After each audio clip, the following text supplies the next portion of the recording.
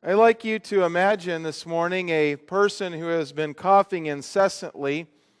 This man's cough keeps him up half the night. It interrupts his conversation, and it lasts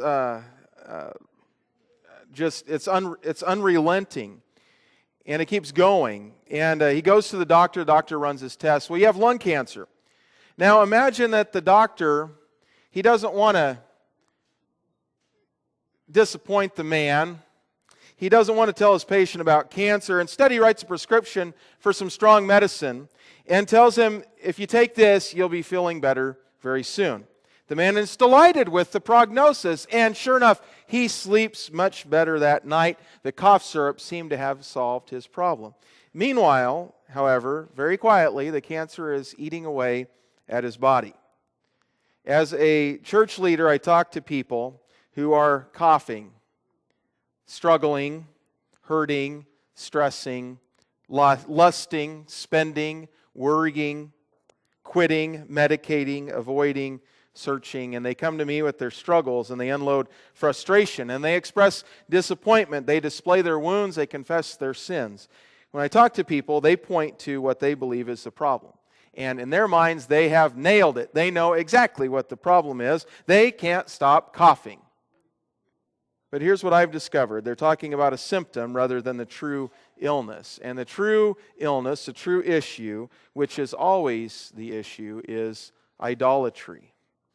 Well, I didn't write that scenario, but I wholeheartedly agree with it. It was written by Kyle Eidelman, who was one of my classmates at Ozark Christian College. And Kyle is a teaching pastor at Southeast Christian Church in Louisville, Kentucky. And he's maybe familiar to some of you if you were around a couple years ago for the Not a Fan videos we participated in. That was Kyle that was speaking with those. And I think Kyle is right. Idolatry is the real issue. Idolatry? What? Really?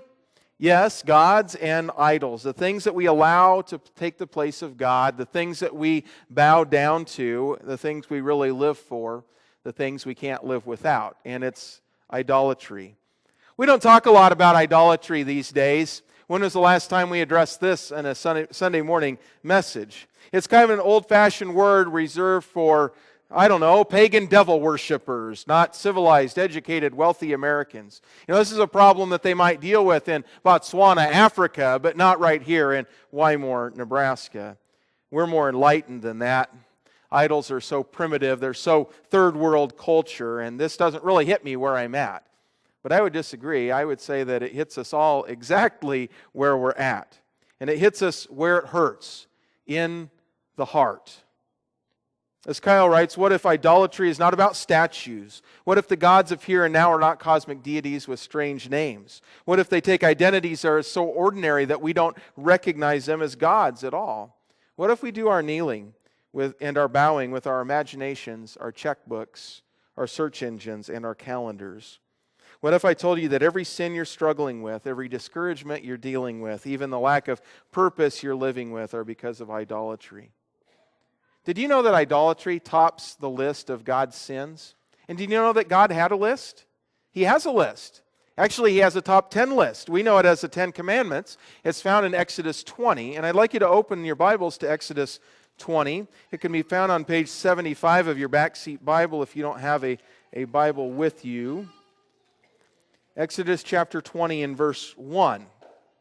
God's top 10 list. Everything kind of builds to this moment. See, there's been 400 years of slavery. God's people have been in Egypt for 400 years. And then God raises up a man named Moses who would lead God's people out of slavery in Egypt and put them on a path to the promised land, a land flowing, as they say, with milk and honey. And they're excited as they exit Egypt. I mean, they get to take all this plunder with them. They get to take gold, earrings, and jewelry from the people that were enslaving them, and all of this stuff that they get to carry with them into the desert. And they're super excited about that. And they're excited that they don't have to make mud bricks all day. But the problem is that once they get out in the desert, they don't have anything to eat. And so you have 1 million people that are out there in the desert and they're hungry. And so they complain because they're hungry. And so God provides them with manna from heaven, bread from heaven. Manna, actually the word means, what is it? Because they didn't really know. You could do a whole lot with it, make manna burgers and all of that kind of thing. And so it fed them. But here's another problem. Well, they got thirsty because they didn't have anything to drink. And so they complained about it. And so God provided water from a rock. And they follow the pillar of cloud by day and a pillar of fire by night until they arrive at this huge mountain, and it's called Sinai. And when they arrive at Mount Sinai, God calls Moses up on the mountain. Now, the people were told to stay down. They couldn't touch the mountain. But Moses was called up to the mountain because God was going to reveal some things to him. Now, Moses, and this is because no one can handle the full brunt of God's glory. I mean, later on, Moses asked, reveal your glory. Show me your glory. And God says, well, I can't do that, but I can let you look at the backside of my glory. And so, just looking at the backside of God's glory, Moses' face glows in the dark. And so no one can handle the full brunt of God's glory. And so the people aren't allowed up, but Moses is. And it says that on the third day, the morning of the third day, thunder and lightning filled the sky, and a very thick cloud of smoke covered the mountain because the Lord descended on it in fire, and the mountain trembled violently. Now, why is that? I mean, you have this picture, thunder, lightning. I mean, it's like a volcano is going to go erupt, and you have the ground shaking, earthquakes. God's actions indicate here that He is a holy God, and He is wholly different than any one of us. My presence is not accompanied by thunder and lightning. Unless I've had Mexican food, then it might be. My presence is not accompanied by fire and smoke and earthquakes. And He's communicating with the people. He's letting them know that He is more powerful than any other being. He alone is God. He is the one true God. No one can stand in His presence. And yet, He still wants to interact with us, which is why He calls Moses up the mountain. He wants to interact with us personally. And in Exodus 20, it says this, he speaks. God spoke all these words, and He begins this way. I am the Lord your God who brought you out of Egypt, out of the land of slavery. You shall have no other gods before me. So God pulls out the big guns right out of the box. And this is a big deal.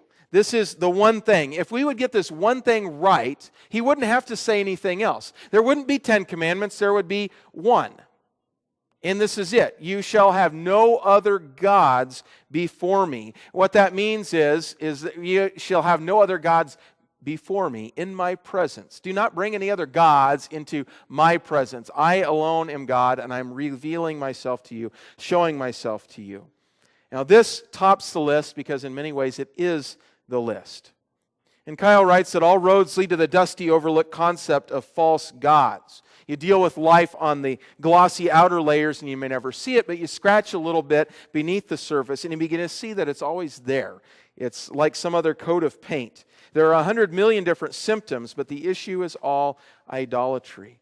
And what we have to understand here is that they just came out of Egypt. Well, what was in Egypt? Egypt is like the Baskin-Robbins of gods. They have a god for every neighborhood. You know, they make up gods just for fun, and that's what they're coming out of. You could pick and choose the flavor that you wanted. But the Bible's paradigm is different. When we hear God say, you shall have no other gods before me, we think of it as a hierarchy. And we've even done this at church at times. We make a list, right? What's important? Well, the Sunday school answer is, what's number one on the list? We just write God, right? What we really should mean with that is a relationship with God, which for me in the ministry gets all turned upside down sometimes because I'm busy doing stuff for God. I'm doing stuff for God, and that's not the same as a relationship with God. And then second on the list, we might say family, starting with our wife, my wife, or if you're a lady and you're married, your husband, or, your children. And somewhere a little bit down is work or money-related stuff, or at least it's supposed to be. And so we make this list of priorities and we put God at the top and we think that that's what we're supposed to do. But the problem is that there's not supposed to be a list. It's not that God is first above all other things. It's not that He's number one on the list and we have all these other things. It's that He is the list. All of life is submitted to Him. He is the list. He's saying that He alone is God. He won't be a part of a hierarchy. There are no others that we can compare Him to. We can't bring any other gods into His presence and submit them to Him. And sometimes our list of priorities becomes a list of other gods, honestly. God is saying that He alone is God. He's the one true God. He's not one choice among many. And we worship many gods. You guys have idols in your home, right? You don't? Okay. Just to give you an example, when you walk into your living room, and I'm not saying everyone's is like this, but when you walk into the living room, where are all the seats pointed? Yeah, some of you have great big idols. Some of you have flat idols. I have a big box idol. Actually, it's not as big as yours even, but yeah, that's an example of how even our living rooms are arranged around something that we pointed that occupies our attention. And our time is put in a noticeable, visible place where everybody can see it there. So we have different gods. We call them by different names. We don't have a god of agriculture, the god of commerce, the god of sex, or the god of the hunt, but we do have investments, and we have vehicles, and we have adult entertainment, and we have sports. So if it walks like an idol and quacks like an idol, guess what? You can call it a cough instead of calling it cancer, but that doesn't make it any less deadly. And we're dying. We're dying of idol poisoning. And what's worse is that we're preparing the poison and we're eating the poison. We're ingesting it.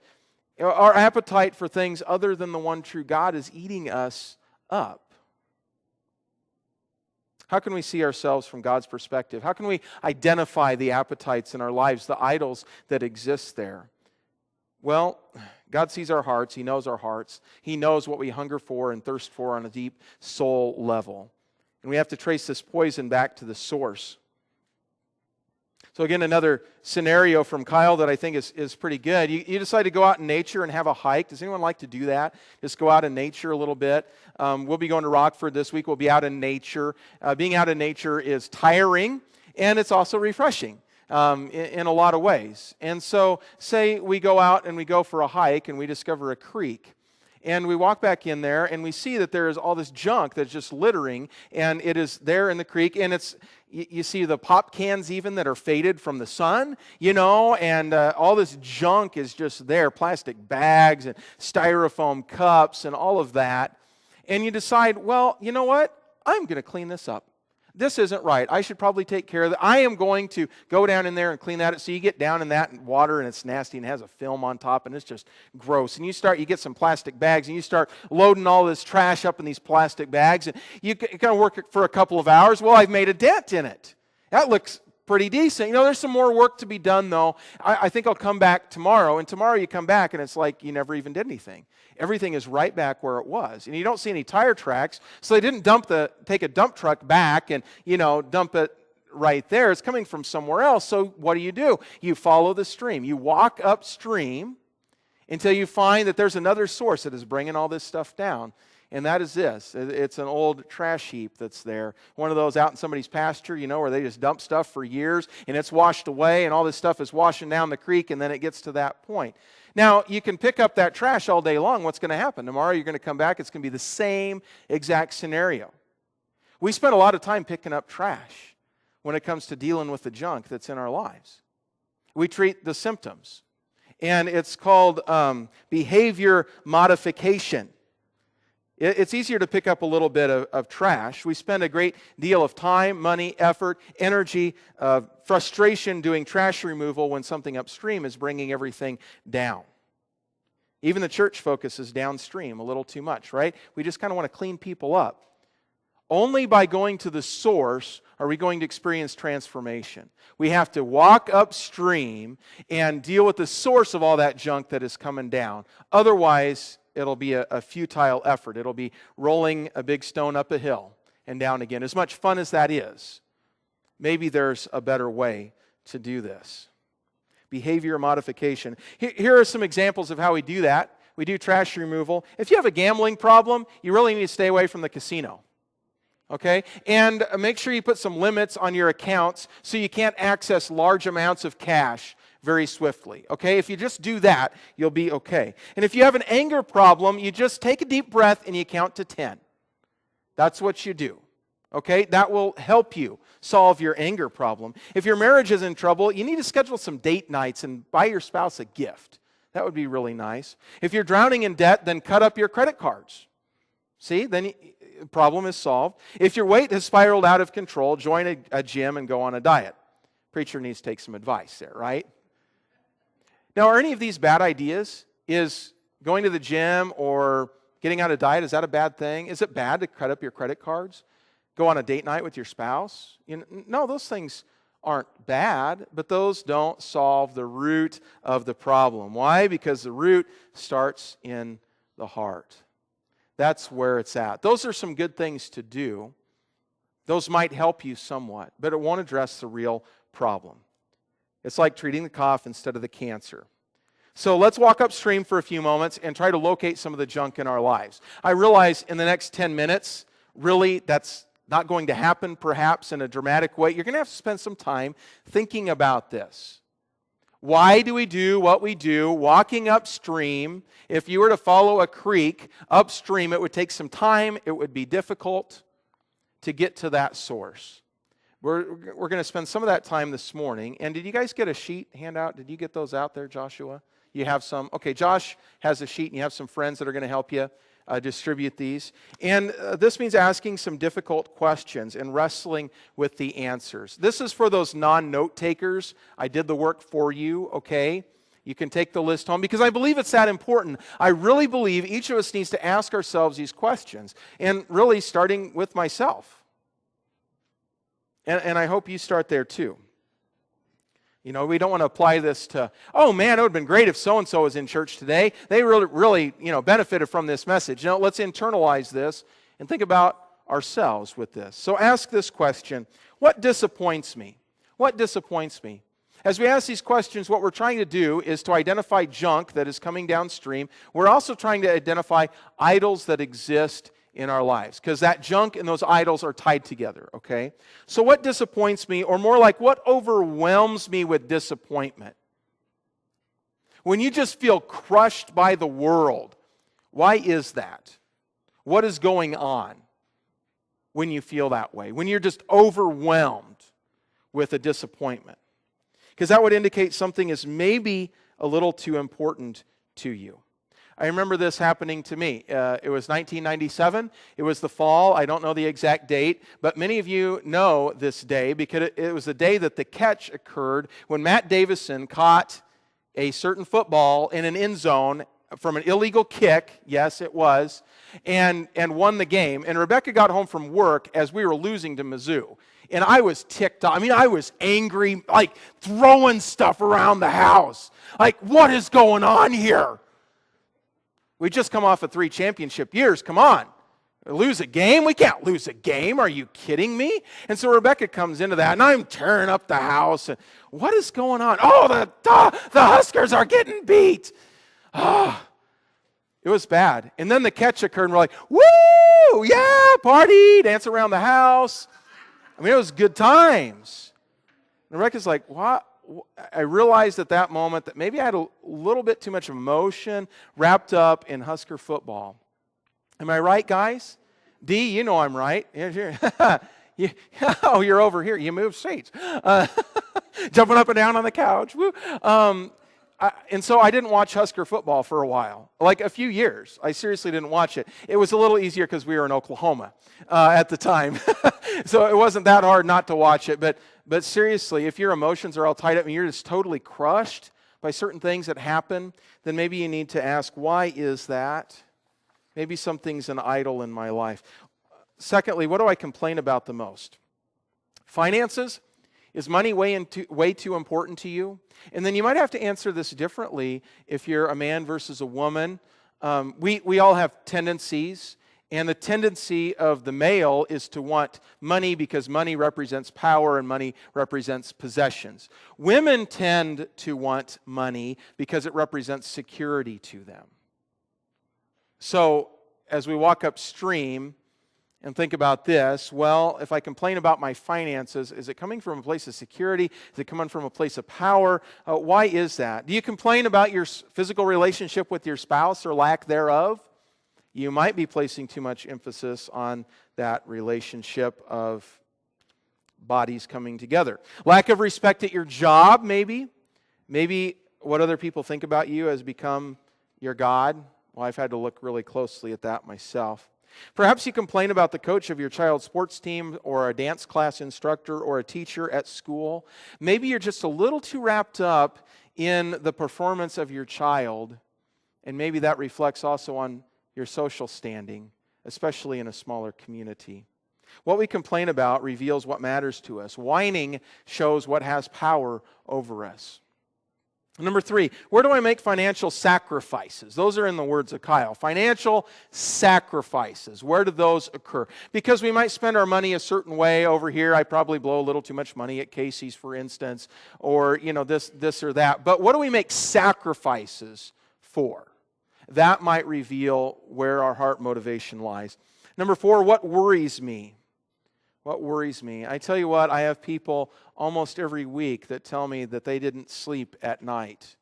Something is worrying them, bothering them. They'll be up in the middle of the night, or they can't get to sleep at night, insomnia, or they wake up early in the morning. And what is keeping you up at night? What worries you the most? Why are you so worried about those things? Maybe you're worried about your job, or you're worried about losing someone close to you, or you're afraid of being alone. Maybe these idols occupy too much of your attention. Number 5, where is my sanctuary? Well, that might not be a physical location, like this is the sanctuary. But where do you go when you're hurting? What activities do you turn to? Where do you run when you're experiencing difficulty and hurt in life? Do you tend to fall into a bottle, grab a drink, get a pack of smokes, eat a sandwich? Oh, that's not nearly unhealthy enough. How about like an entire Casey's pizza? Something like that. Or a Diet Pepsi, or an all-you-can-eat buffet, or internet pornography, or a guilty pleasure TV show that you know isn't quite right, but you like it anyway. Or maybe it's something as simple as a hobby. Not that we want to be fun haters around here, right? It's not that we can't have fun now and again. It's when those things take the place of God in our lives. That's what we're trying to get to. What infuriates me? Well, that one hits home. Anybody have road rage out there? I used to think this just occurred in cities. Us country folks are the worst at road rage because we aren't used to traffic. I mean, I pull up here on M Street trying to turn left on Highway 77 to get to Dollar General that I can see. I have to wait for 5 cars. I mean, this is ridiculous. I had to sit at the corner for 30 seconds. You've been there, haven't you? We're worse than city people because we aren't used to it. Why are we so angry? Impatient? Where is that coming from? What about when someone embarrasses you or treats you with less than your fair share of respect? How do you react? Oh, that's one of my hot buttons. Why do I get so mad when that happens? So we have to ask ourselves the questions in order to get back to the source. What's the real issue? Why am I angry? Anger is almost always a secondary emotion. We're angry because of something. What is that something? And finally, number 7, what are my dreams? Now, that's not only something that, like, follow your dreams, not just that, but what do you spend time thinking about? Where does your mind go? Men, is it a fantasy of some sort? Ladies, what is it to you? I don't know. Maybe you're dreaming about what you're going to do someday when you're financially set, or maybe you dream about making it big with a Christian rock band called Wineskin, I don't know, something in that regard perhaps. Is your motivation to give God glory, or is your motivation your own glory, fame, and fortune? So we need to spend some time asking the questions and wrestling with the answers and digging deeper and asking God for wisdom and insight and not being content to stay where we are, which in many ways is back in Egypt. We need to listen to God speak. And God spoke all these words. I am the Lord your God who brought you out of Egypt, out of the land of slavery. You shall have no other gods before me. You shall not make for yourself an image in the form of anything in heaven above or on the earth beneath or in the waters below. You shall not bow down to them or worship them, for I, the Lord your God, am a jealous God, punishing the children for the sin of the parents to the 3rd and 4th generation of those who hate me, but showing love to 1,000 generations of those who love me and keep my commandments. So God is what? Oh, you caught that too. God is a jealous God. Really? He's a jealous God? Doesn't he, just in a few verses talk about how we're not supposed to covet anything and be jealous of anything? And now he's saying that he's a jealous God? What's going on with that? Some people find a huge problem with the fact that God is a jealous God. But this is a different kind of jealousy. As Kyle Eidelman points out, the words jealous and zealous are interchangeable in the Old Testament. The Hebrew word is the same root. The same thing is true in the New Testament. That's why our words, zealous and jealous, look so much alike, because they come from the same Greek word and the same root there. And we think of zeal as intense enthusiasm, right? Like cheering for the Huskers. I'm zealous. So I'm excited about that. I'm enthusiastic. And that idea captures why God is so possessive about us. He is, as he says, a consuming fire of passion for us. Now, in our culture, we might say that someone is burning with passion, right? Someone is a hunk of burning love.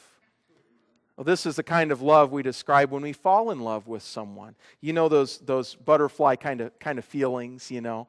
Can you remember back and think about that? This is just a very small taste of God's love and passion for us. Passion.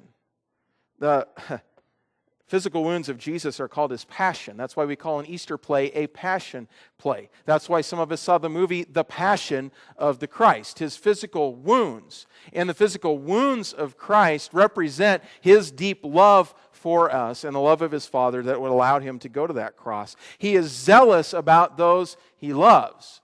God is a jealous lover. Would you want it any other way? I've been married to Rebecca for 18 and a half years. Rebecca, I love you. I like to think that you love me too. You think I'm all right. And sometimes I take Rebecca out on dates. A couple times a year. Oh, let me finish that. A couple times a year, we'll go to the Black Crow. Okay, that's not an every week kind of restaurant. We'll go to the Black Crow. Well, what if you saw me out and about with someone different at the Black Crow? You happen to be eating there, and it was around your anniversary time as well. And you see me staring lovingly into the eyes of another woman as we share an appetizer. And you walk up to the table, you're like, what are you doing? Don't you care about your wife? Get it together, man. You might say something like that. And then just picture me just nonchalantly smiling back and say, well, we're just out on a date, having fun. What's the big deal? You walk away and you would be, I don't know. Well, yeah, I wouldn't be going home.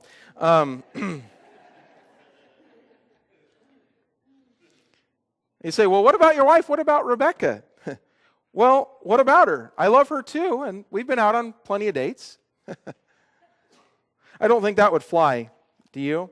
You would walk away angry, disgusted, sickened, and you should. You should. Now, can you imagine this? Rebecca meeting me at the door when I get home, and she has a big smile. She says, hi, honey, how was your date? Yeah, I can't imagine it either. Rebecca would be angry and hurt. Her pain would be enormous. And wouldn't I be offended if she didn't react in that way? Because that would mean that she didn't really love me. So her jealousy would indicate her amount of love and passion that she has for me. She would be jealous, and appropriately so. So God is jealous for your heart. Not because he's petty or insecure, but because he loves you that much. The reason God has such a huge problem with idolatry is that his love for you and me is all-consuming. He loves you too much to share you with another. Ironically, what happens? Moses goes up the mountain, right? He meets God, and God talks to him and gives him the 10 Commandments written by the finger of God, the text says. And then he goes on for about another 10 or 11 chapters talking about what the law is going to entail, and gives him instructions about the tabernacle and what he needs to do and all of these things. And he takes a while. And we get all the way to Exodus 32, and the people are very nervous because Moses has been up this mountain a long time. And they're like, why is he gone so long? And so it's kind of interesting what happens here in Exodus 32. You'll have to turn there because it's not on the screen. But Exodus 32, verse 1, when the people saw that Moses was so long in coming down from the mountain, they gathered around Aaron and said, come, make us gods who will go before us. As for this fellow Moses who brought us up out of Egypt, we don't know what's happened to him. Aaron answered them, take off the gold earrings that your wives, your sons, your daughters are wearing, bring them to me. So all the people took off their earrings and brought them to Aaron. And he took what they handed him and made it into an idol cast in the shape of a calf, fashioning it with a tool. Then they said, "These are your gods, Israel, who brought you up out of Egypt." So at the very moment that God is telling Moses, "Have no other gods before me," the people are down the mountain fashioning a god. And Moses gets mad. He comes upon the camp and they're dancing around this golden calf, and he throws down those tablets that were inscribed with the finger of God, and he breaks them. And he confronts Aaron. He says, "What in the world are you doing?" And he takes that golden calf and he grinds it up and he puts it in their water and he feeds it to them. We wonder why this series is called Appetite for Destruction. That's one of the reasons right there. He says, "Aaron, what are you doing?" And Aaron says, "What?" The people, they wanted a god, so, they brought me their gold earrings and I just threw it in the fire and out came this calf. That's what it says. Check verse 24. "You shall have no other gods before me." What are we bowing down to? What are we fashioning with our own hands? What are we making in our own image? Over the next few weeks, you're going to be challenged to choose. I hope you go on this journey with us as we dig a little deeper into this idolatry, as we walk upstream together. And God is going to say this: you choose between me and money. You choose between me and food. You choose between me and that relationship that doesn't honor me. You choose between me and your addiction. You choose. God will not be one option among many. He is the only option. He stands alone. There are no other gods before Him, no other gods in His presence. He is a jealous lover, and He loves us beyond measure. And He loves us so much that He doesn't want to leave us where we are. He wants us to be like Him. So let's take some time right now to evaluate where we stand in our relationship with God. What are we worshiping apart from Him? Some of these things probably resonated as I talked about them. If you don't even feel comfortable enough to write it down here, take that little list home and just think about it. And even write some things down. Put some words to these things that we've allowed to creep in and to grow up and to become idols in our life that are more important than God. What is hindering you and what is keeping you from a full, abundant life, the life Jesus died to give you? Where's all that stuff coming from? So I'd like to encourage you to walk upstream, find healing, find hope, find life, and leave behind your appetite for destruction. Will you pray with me? Our Father in heaven, we come into your presence today really just humbled that you would choose to love each of us. We're thankful today for the understanding that you are a jealous God, and you're jealous because you just love us so much. We can't even really comprehend that. The love that we experience is just a drop into the bucket of the love that you have for us, Father. We ask you to convict us of sin. As we walk upstream, reveal things to us, give us wisdom and insight. Why are we dealing with these things that we keep coming back to and failing at over and over and over again? That we would invite you in, that we would be transformed from the inside out. That you would take our heart, Father, and you'll turn it back to you, and we'll get to experience you. Give us courage as we walk this path, courage to dig deeper, courage to walk that trail upstream and kind of explore our hearts and where all this junk is coming from in our lives. And in the process, be more fully made into fully devoted followers of you. And we pray these things in Jesus' name. Amen.